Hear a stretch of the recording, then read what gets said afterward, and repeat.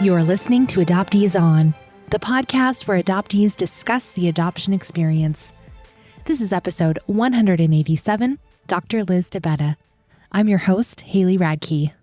We are coming to our summer break. What better note to end on than this encouraging episode with Dr. Liz Debetta?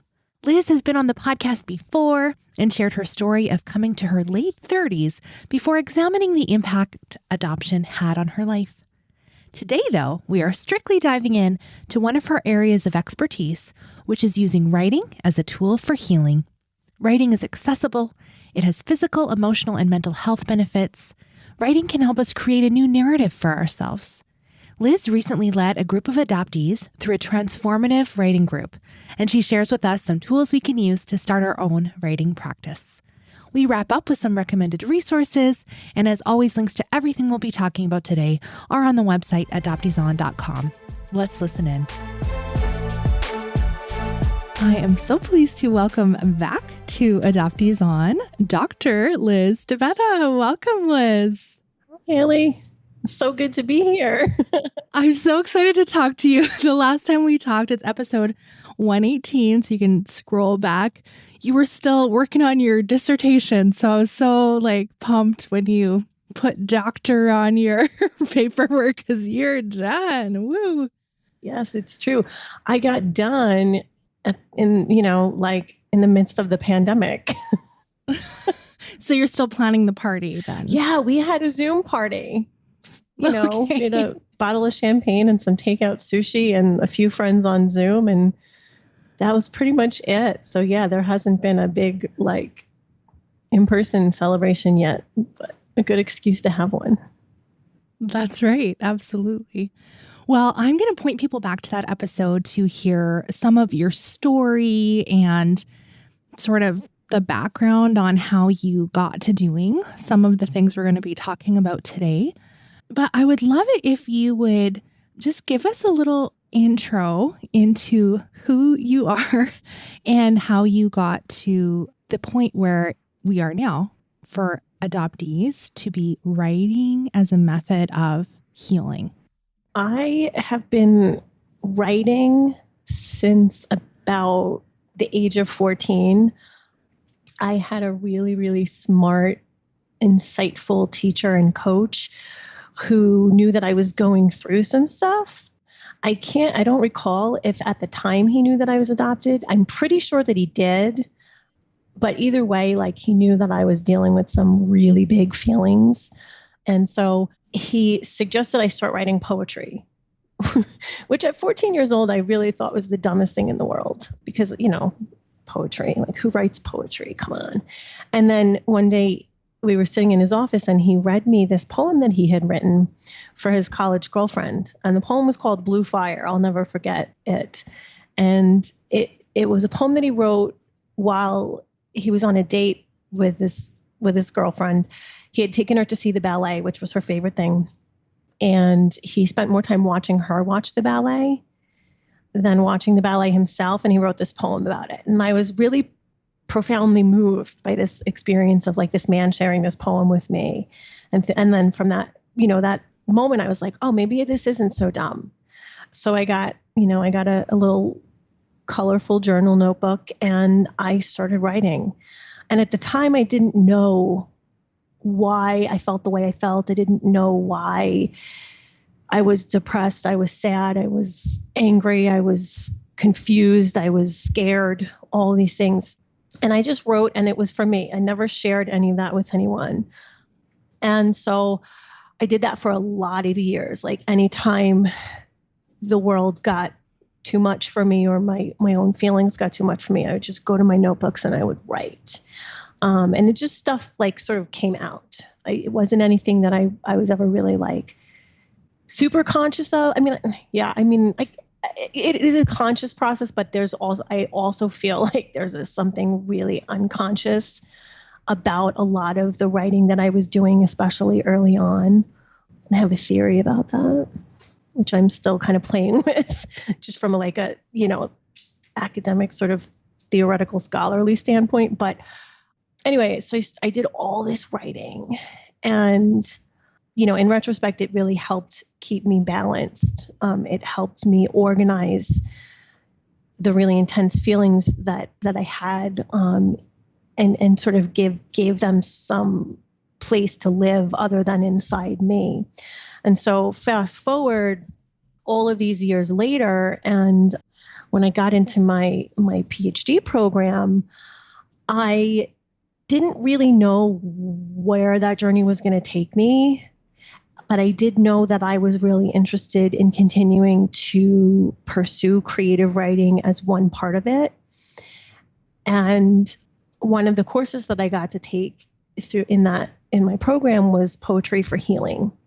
And there's a whole field.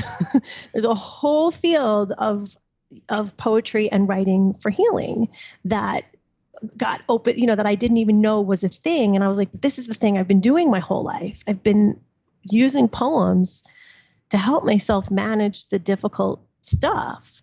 And so then when I learned about all of that, and I learned that there are actually like physical and emotional and mental health benefits to writing through grief, writing through pain, writing through trauma, writing about it and making sense of it, I was like, oh, this is so exciting. And again, like, this is the thing I've been doing. And so then as I moved toward thinking about my dissertation, which was a creative dissertation, I decided that I wanted to do an exploration of some of my early writing. And as I looked back through some of my first poems, because you kept all your journals and things. Yes, right? Of course I did. And I will tell you something, not one of them is finished. They are all from different parts of my life, and I have never completely filled one of them. And I think there's something really telling about that, because I think we're always on a journey and we're always unfinished, right?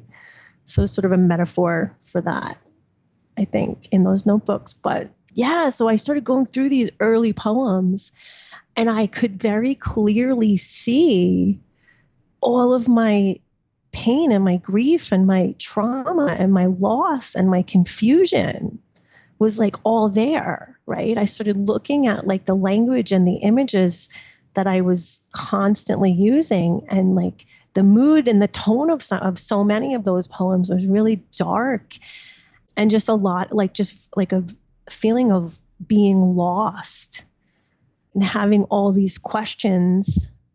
So there was an implication of all these questions, but never finding any answers. So it was really interesting to start to look at that, and then to look at how to take those early poems and create a new narrative. So that was a big part of my dissertation project, was a one-woman show where I incorporated some of my early poems and then some newer poems where I was rewriting parts of my story that were still unknown to me.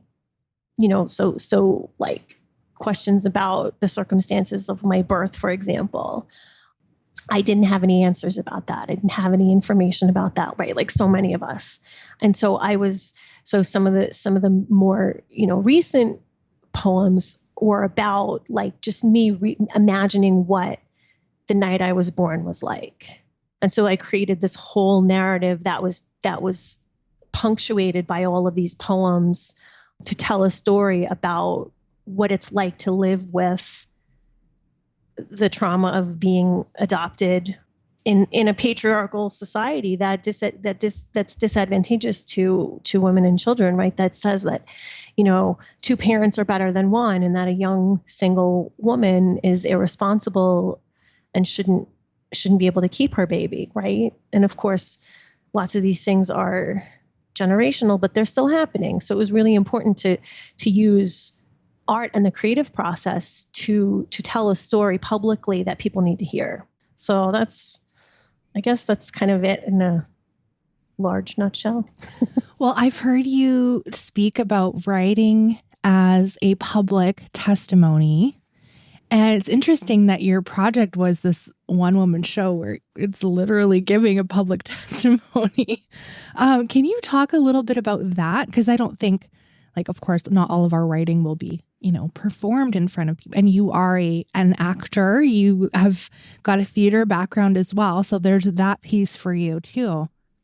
So in some of the research about creativity, using creativity to heal trauma, Dr. Sophia Richmond, and she writes about creative transformations of trauma. And one of the things that comes up in her work is this idea that the art, whatever it is, whether it's a poem or a piece of personal narrative writing, or like a painting or a drawing, or a piece of music that is composed, whatever form the art takes, becomes a container for the artist to put the trauma into and to reshape it and to fashion it into something. And then that's sort of one part of the way that we start to heal, is when we can put our feelings into something outside of ourselves. So the poem, the one woman show, the whatever.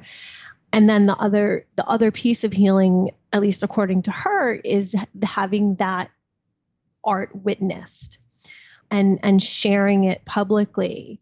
And that's also comes up in there's a lot of connections to that in lots of the other research, is this idea of like not only writing or creating, but then in giving it to someone else and saying, here, witness this, because then I'm heard and I'm seen. And also the act of like public performance is I don't want to get too theoretical, but it is another way of creating empathy, right? Because when you're, as a performer or a speaker, when your body is in physical space with an audience, the audience members are part of that experience with you for the time that it's happening.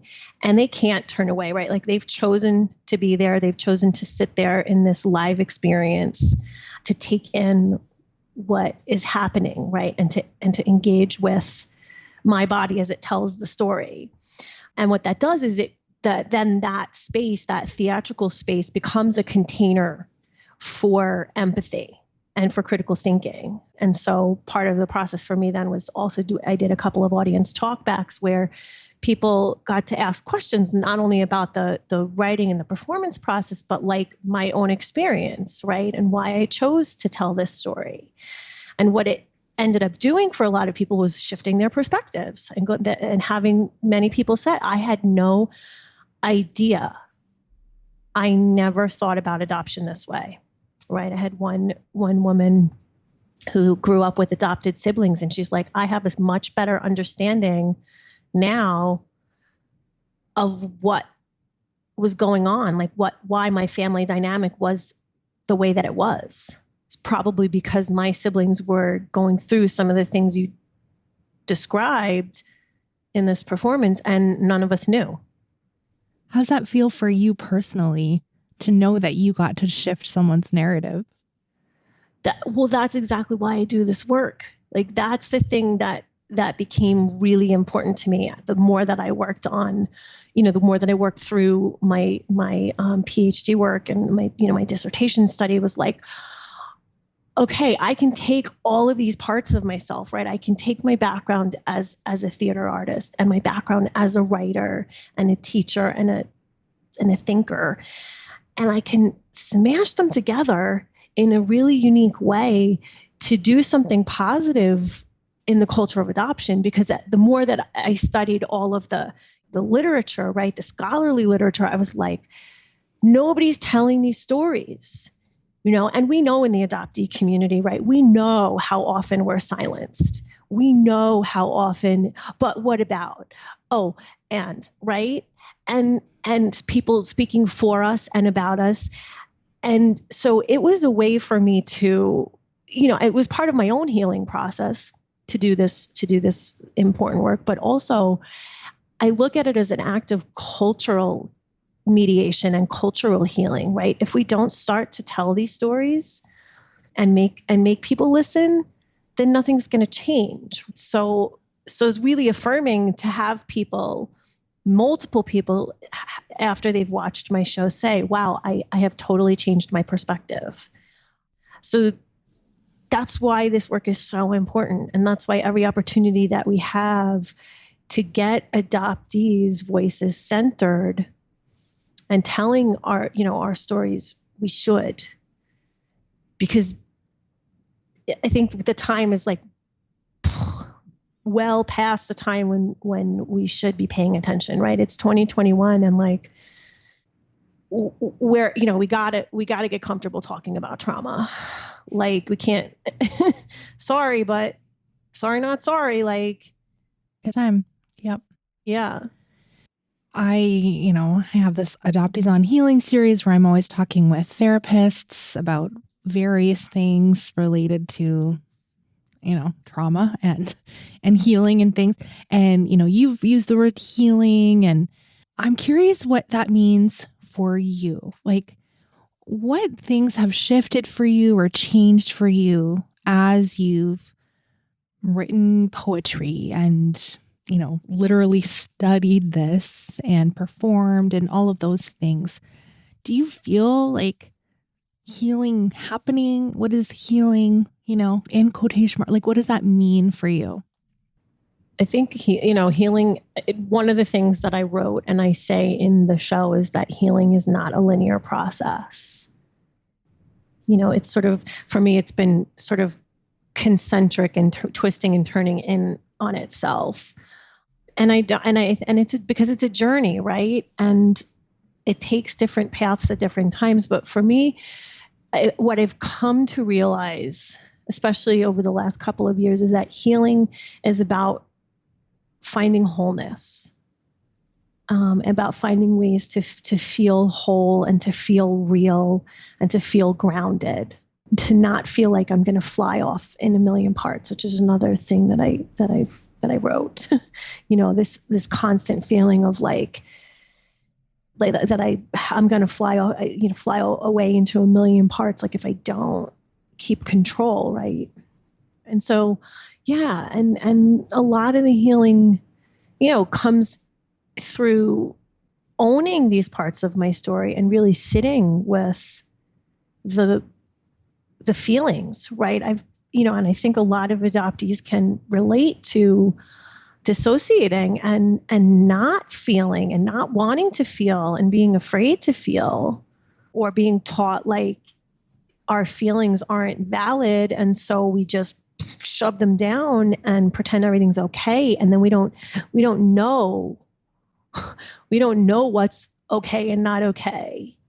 Right. It just becomes a mess. And I have that experience of like really not feeling and like sort of existing in a numb but overactive space for a long time. Like, in terms of like my experience of my body.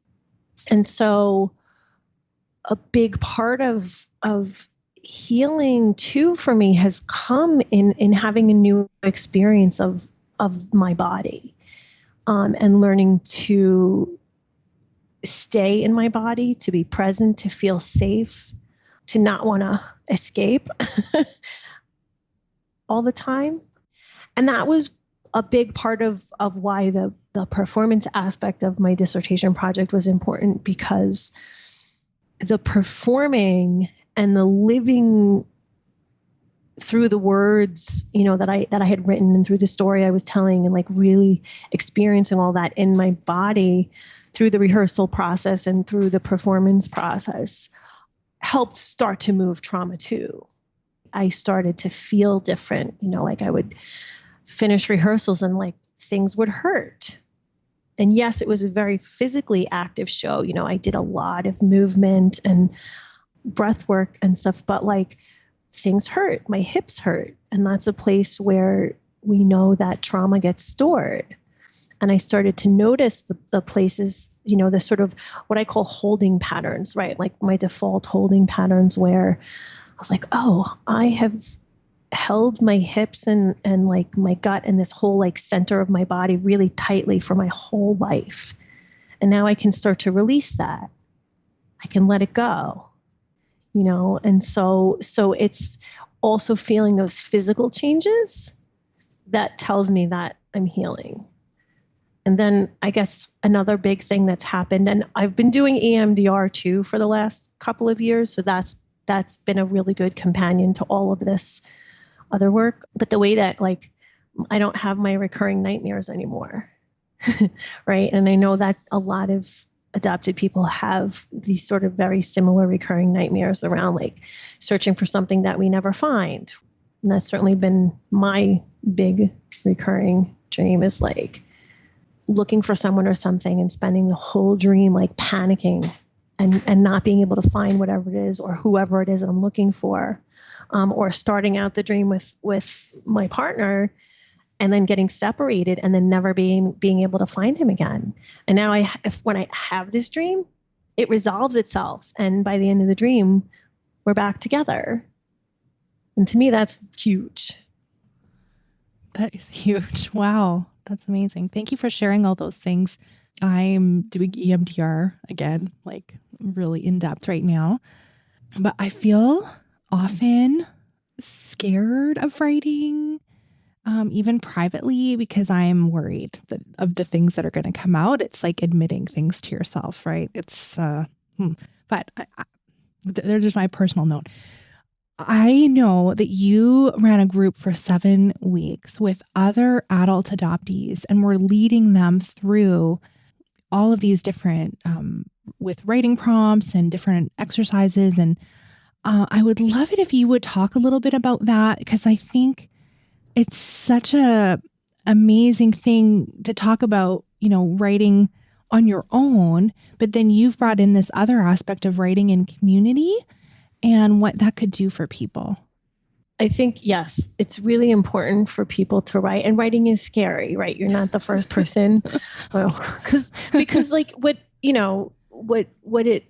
yes, you have to confront things, right? And like, but it's also a way of getting it out. And so for the group that I just worked with for 7 weeks, I was really interested in creating a space, an adoptee only space, and creating an opportunity, as you say, to write in community I called the group Migrating Toward Wholeness, right? Because like I said, that's healing. I think, for me as an adoptee and for a lot of other adoptees, especially as adults, is to try to move toward a sense of wholeness. And so the group was comprised of 11 other adoptees, aged from their mid-20s up through their 60s. So we had multiple generations represented. I specifically chose domestic closed adoptees for this first group because I was interested in sort of like seeing what the commonalities in our experiences might be despite the age differences, right? Just from a like a researcher standpoint. And that's your personal experience as well. Yeah. And that's my personal experience. So, and I am, as a creative person and as a facilitator, as a sort of guide, this aspect of social justice, like this is real social justice work when we can create spaces for adoptees to come together and find ways to tell their stories and to heal in community. Whether the writing that gets done gets shared publicly or not is a side bonus, but like the act of writing and sharing in the small group, because we were witnessing one another for that 7 weeks. We got together every Saturday for 7 weeks for 2 hours. The first week, people just shared their stories and we just listened to each other. And from that first session, that's how everything was really emergent. I didn't really pre-plan a lot because I wanted to work with who was in the room with me, right? Who was there and what was I hearing and what did I think people needed to start to think about and write about? And so the prompts came out of things that people were saying. The questions that I posed to them each week, we had 2 sets of questions. There was a set of writing questions and then a set of writing prompts. So those were just sort of some direct quotes followed by ellipses that they could just finish the sentence and keep going. or, several questions that came up related to things people said, related to the experiences that were shared. And then I also offered them each week 4 questions for reflection, because one of the important things to do is not only to write about the experiences and start to discover what you need to say, but also to reflect on it. Like, what's happening as I'm working through this process, like what's going on in my body, right? Am I sleeping better? Does my breathing shift? Things like that. And also, like, there were some things that were really hard for people to write about. Because for some people, this was the first time they were giving themselves permission to write about being adopted and their feelings, and like kind of go there, right? So to your point, Haley, like some of them were like, I saw this and I was like, this is scary, but I'm going to do it. And they jumped in, and what happened was incredible. It was an incredible process, and we wish, like it didn't have to end. Like we ended up adding an additional session, because by the time we got to 6 weeks, we were like, okay, we need more time. We need a little bit more time together. And for some people, this was the beginning of creating space to feel what they need to feel, what they've been told has not been okay to feel. And I think, many of us know that when there's something really special that happens when adoptees come together in adoptee-only spaces, right? It's automatically a safe space, because we do this. So I think I talked a little bit about this in the presentation that we did after the 7 weeks with the group, but this idea of reflective resonance, which is that we as adoptees do it automatically. When we listen to one another's stories, we're not listening to respond. We're listening to hear, right? And to be supportive and to be empathetic and say, yeah, what I'm hearing you say is this is really hard for you, or, this has been a really challenging way to go through life. What happens usually, because we're socially conditioned to listen to respond, which is not reflective resonance. And so this happens so much, like as adoptees, when we try to speak in other spaces that are not exclusively adoptees, we get spoken to, we get spoken over. People are not listening to us and reflectively resonating with us. They're not going, oh, wow, that sounds so hard. They're going, oh, but not all adoptees, right? Or what, but what about the adoptive parents, right? And this is something that comes up a lot, like in conversations I have with my own parents, which is incredibly frustrating at times. But I give my parents a lot of credit, because they've also been on this journey with me for the last couple of years, and they're trying. Like they're really, they're listening, and they want to know, and they want to understand, and they feel bad that they didn't know, 40 plus years ago what they know now. And I know that it's incredibly difficult for them to listen and to hear, but anyway, so back to my point of this idea of reflective resonance, right? Like, I think we do this instinctively as adoptees, where we just listen. We're here, and we can be mirrors for one another. And so I think a lot of this work, part of the healing, comes in the more that we can create adoptee-centric spaces. I hope that there will be a shift in this, sort of more widespread reflective resonance, where people can start to receive the stories. But the first step is creating spaces where we feel safe together, and that creates that community of like braveness, right? And the ability to explore the feelings, knowing that I'm sitting here with 11 other adult adoptees whose experiences very closely mirror my own, despite the fact that we're in different parts of the United States, grew up in very different circumstances, right, in different decades. But here we are saying so many of the same things. That gives me permission, or anyone who participated in the group, the permission to really go there and to have the opportunity to not be afraid to dive in. And that's really powerful. I was just asked about this, and the person kind of challenged me, like, are adoptees, is this adoptee activism thing, are we just in an echo chamber?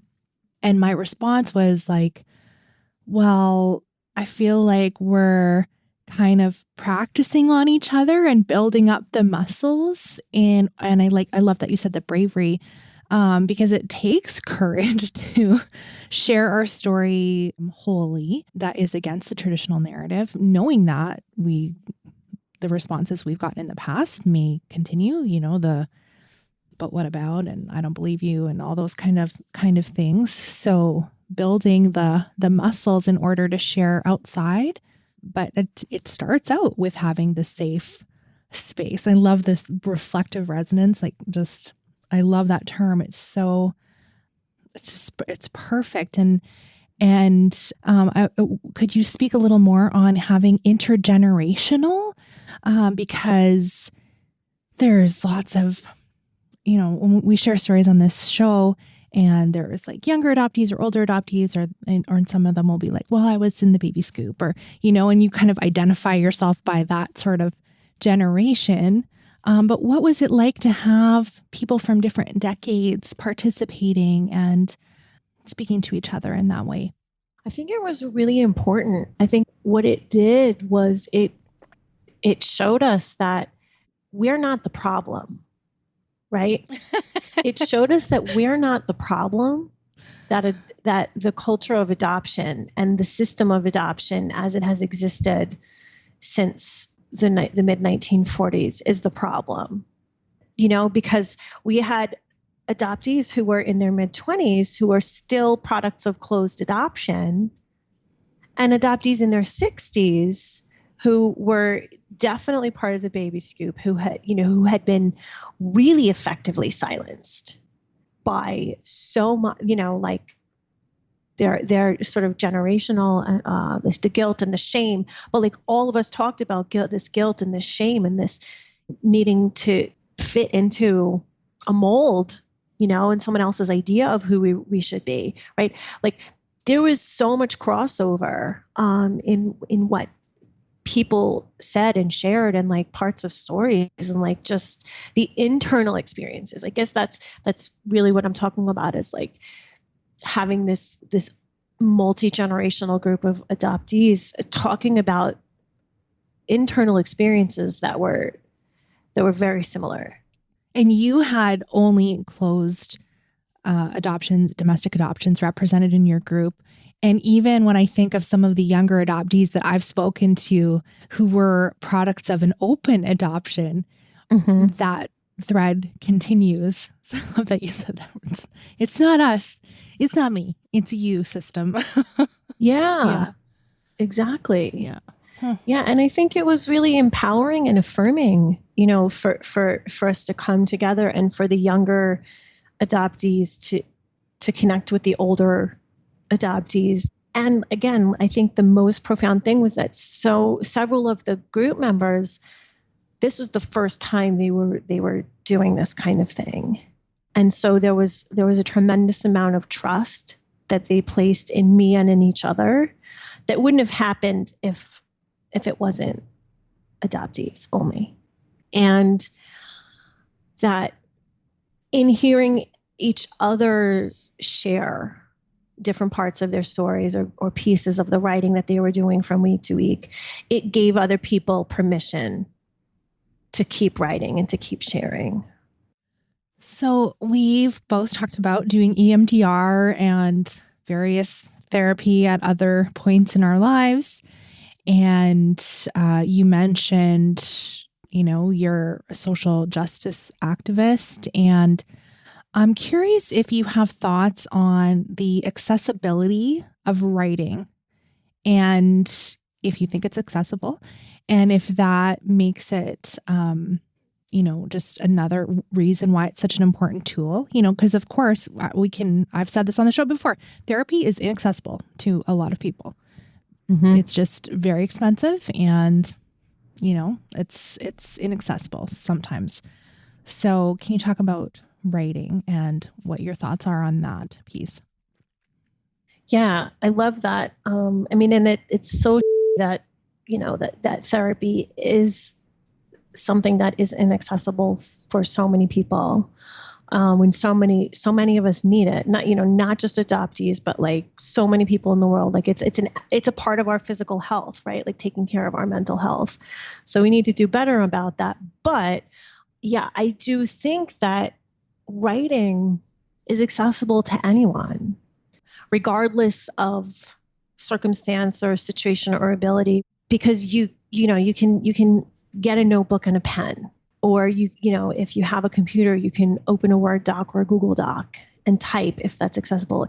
If you have, some physical limitations, you can speak to text, right? Like you can speak and, the technology will type for you. And so I think that, recognizing that writing also doesn't always, it can be a very private act. Right? It doesn't it doesn't have to be something that you choose to share, but it can be something that you do for yourself because it is therapeutic, because it helps you give shape to things that feel chaotic. That's some of the sort of the literature about why writing, why writing is a therapeutic thing is that when we created a narrative for ourselves, we're giving order to something that formerly felt chaotic. When we use something specific like poetry, we're getting right to the heart of the emotions, right? We're taking out all the unnecessary language and we're using images to connect to the really deep, intense emotions that can then help us make sense of them. I do an image that I work with a lot. It has to do with ghosts and tombs and bones and things. And I think that, it's really important to not just write the things, but then go back and why did I write this, right? What are the ghosts? And for me, I know the ghosts come up because we know there are ghosts in the adopted family, right? And we, most people hopefully know about Betty Jean Lifton and her work on, specifically ghosts in the adopted family. But that actually came up in the group. One of the group members was like, I just learned about this. And I was like, yeah, here's the article. But it's true. We live with these ghosts. And so I, as a writer, right, I have to pay attention to what's coming up and what that tells me about my internal experiences and things that maybe I still need to process. But the writing is a process and an act of processing too. Well, you've taught us a lot during this whole conversation, but I just want to kind of double down on it. And I think you'll talk to this when we're doing our recommended resources as well right away. But it's a process. It can be a tool for healing. There's research and it's proven. Mm-hmm. And even as you were listing off the things that what healing meant to you and the impact these doing this work has had on you, you were mentioning physical, emotional, and mental things that have come about. So it's not, I'm just going to scribble in my notebook. There's meaning behind it, and there's things that come out that are really beneficial. Yeah. So because I think one of the important things about using writing as a tool for healing is that we're not just word vomit. We're not just writing all these terrible things happened. We're describing them, right? We're using really deep, detailed descriptions of experiences, and that can come out in, like I said, in the images, in the details that you use to talk about who was there, when was it, what did it feel like. But then we're also thinking about not only what happened, but how did it make me feel? How did it make me feel then? And how do I feel about it now? And so always like having that sort of conscious process of checking in with ourselves and saying, okay, I am writing, and I need to write about this. And often that's what happens, right? Is like the feeling, or at least for me anyway, the feeling gets too much and I have to do something with it. I can't keep holding it inside me or it's going to eat me up. I don't want to hold that. I don't want to, sit there for a week feeling inside. I want to do something. And so it comes out as a poem, usually. Like I did this yesterday. I was having a really complicated set of emotions surrounding Memorial Day. My brother, who's also adopted, is a vet. Severe complex trauma from both being adopted and his time, on inactive duty. And there's a lot of really complicated stuff going on with him and my family. And we watched The Five Bloods on the night before. And that story is about a group of Vietnam vets. And one of them said things that were so close to some things that my brother has said. And it hit me really hard. And I woke up yesterday and I was feeling all of this stuff. And I was like, I got to do something with it. So I wrote a poem to help move some of that stuff, and so that's an act of agency too, right? That I can do, that I have control over the things that are going on. I can choose to do something about it. So I chose to sit down and feel what I was feeling and write it. And that's, we all have, that's another reason why writing is both powerful and accessible for everyone. Louise DeSalvo, in her book, Writing as a Way of Healing, says that writing an act of freedom we often felt we didn't have. She also says that through writing, we change our relationship to trauma because we gain confidence in ourselves and our ability to handle life's difficulties. We can, through writing and changing our relationship to trauma, we've come to a feeling that our lives are more coherent rather than chaotic, and that we can solve problems. And she says also that, because our writing, our work of art, is a concrete object, it becomes a memorial and a testimony to the resolution of the mourning process.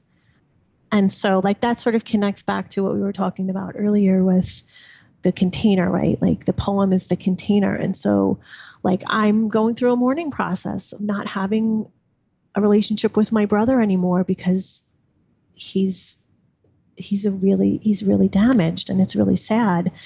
And he's really angry. And so that poem became the concrete object where I could sort of memorialize and create a testimony to my own grief and that sense of loss around that relationship, but also where it's coming from. Thank you for sharing those things. So powerful. Before we do our recommended resources, I'm wondering if you would give the folks listening a writing prompt or two if they're new to this, if it feels scary like me, one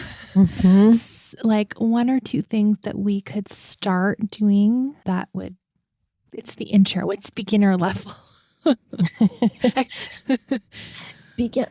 would say, I guess, the thing that's popping up right now is, two things. I often like to find inspiration in other things. So sometimes a word or a phrase or part of a sentence from something else that I've read will inspire me, and I'll start with that. So if you have a particular, line or quote that you like that speaks to you for some reason, that could be a good way in. Another thing that, for people that are I like letters. You can write letters to yourself. this was actually one of the really hard activities. So maybe this is not great, but I'm going to suggest it anyway. Like you can write a letter to your younger self. For some of us as adopted people, that's really, really hard because we still haven't really fully embraced that little person. But it can be really helpful to do that as an exercise, over a week or 2 weeks or a month. Like take 10 minutes every day and engage with that part of yourself, and say the things that you needed to hear, things that maybe you never were told to you, that you as your adult self in your full power now have the ability to say, hey, I see you, I'm sitting with you, and we're okay. Mm-hmm. Or just letters to people that you need to say things to, right? And you don't ever have to send them. And if it's hard to write in the first person, shift that and write it in the third person, because then it puts you outside. When you shift, you're the observer. You become the observer instead of like in the story, right? And then as it gets easier, then you can shift back into that, right? And you can rewrite it in that first person narrative when it feels more comfortable and when it feels less intense. I love it. All right. So we got the beginner level and intermediate level. There you go. Oh, that's so good. Okay. Well, what do you want to recommend to us today? Okay. So there's so many really good books, but what I chose today to share with everyone is a book called Writing as a Way of Healing: How Telling Our Stories Transforms Our Lives, by Liz Debetta, who's a writing teacher. And it's, the book is based on 20 years of research that she accumulated in teaching writing, and also connected to some of the stuff I talked about earlier. She pulls in a lot of the research, but also her own experience.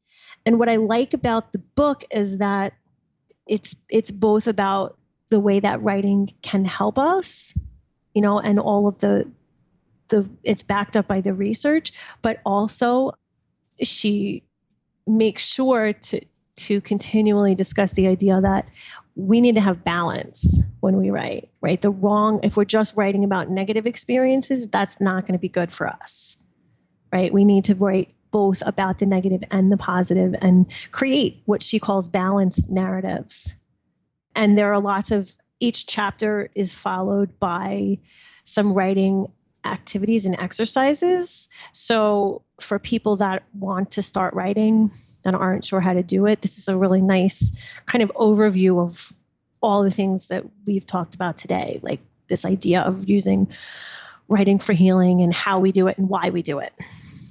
I like that. I like that balance approach, because I could see how if you're just constantly writing all the horrible things, that's what gets stuck, right? And You're not shifting anything. Exactly. Yeah. And that can actually create negative health outcomes. But it's because you get stuck in a negative feedback loop, right? Like you're just focusing on the bad, right? But actually, there's good too, right? There's always good. Yes. And I yes, thank you. That's great. Fabulous recommendation.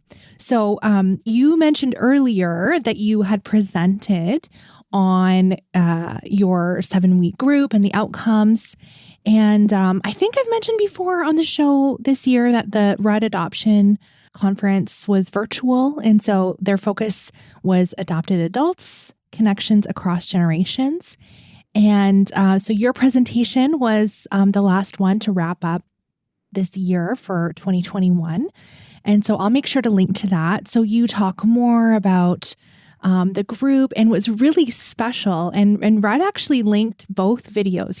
There's two participant videos. There's a shorter one and a longer one, where people in your group are reading some of the work they did with you and some of their writing. It's very powerful.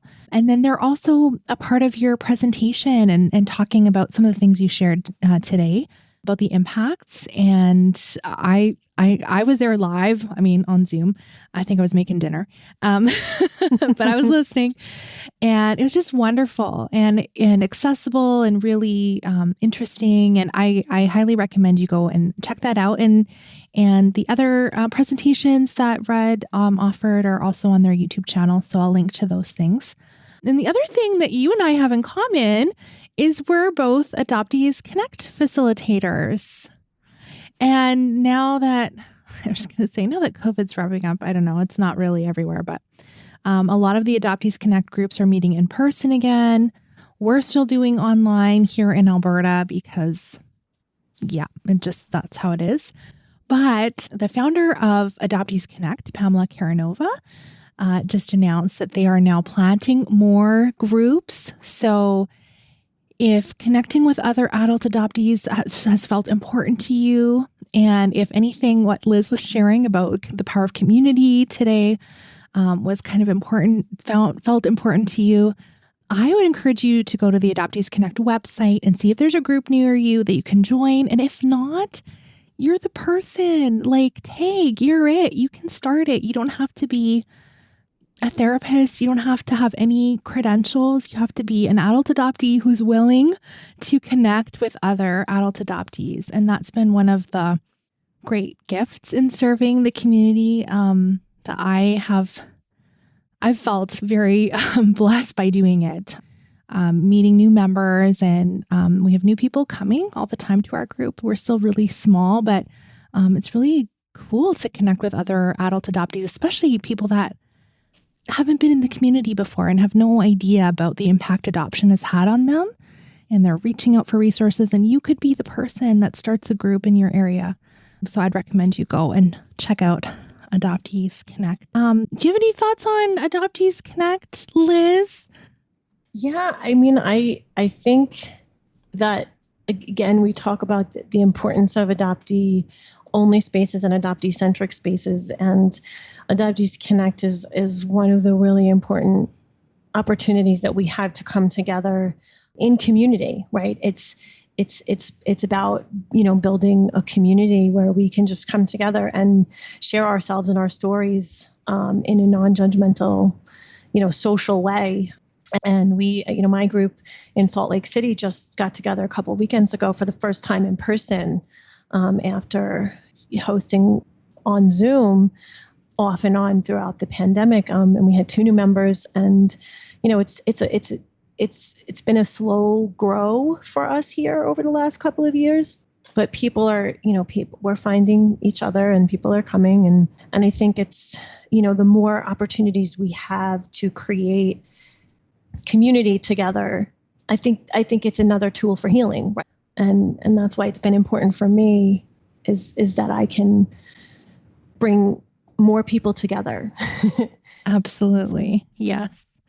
Thank you. So speaking of that, where can we connect with you online, and where can we sign up if we're interested in doing this writing experience with you?